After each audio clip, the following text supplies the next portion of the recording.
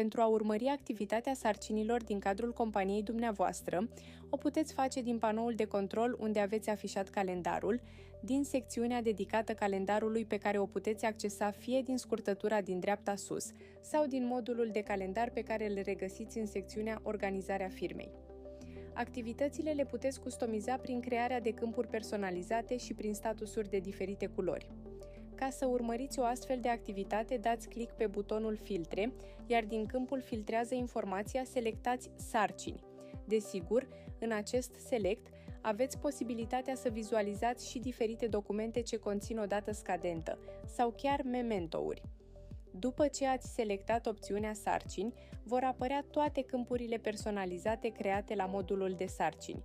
Aceste câmpuri le puteți crea din setările modulului de sarcini la secțiunea Câmpuri personalizate.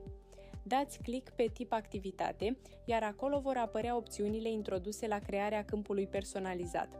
În exemplul de față am introdus 4 tipuri de activitate. Dacă selectați opțiunea personală, veți observa că în calendar s-a redus numărul sarcinilor și au rămas doar cele care au completate ca și tip de activitate opțiunea personală.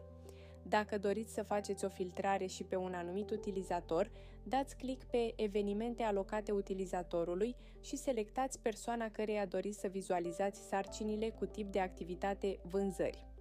Ca să obțineți date cât mai reale, la crearea unei sarcini trebuie completat tipul activității și persoana atribuită acelei sarcini. Pentru o corelare mai bună, puteți asocia fiecare tip de activitate cu câte o culoare.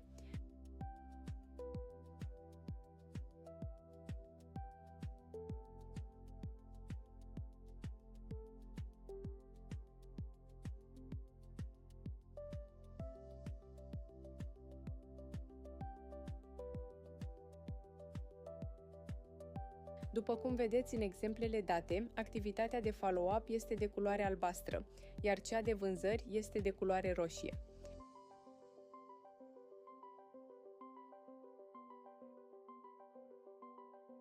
Sarcinile mai pot fi urmărite din modulul de sarcini aflat în secțiunea Organizarea firmei.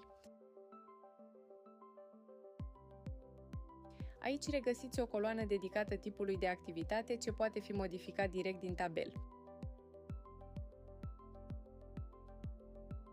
Ca și în cazul calendarului, se pot aplica filtre după tipul de activitate și după persoana atribuită.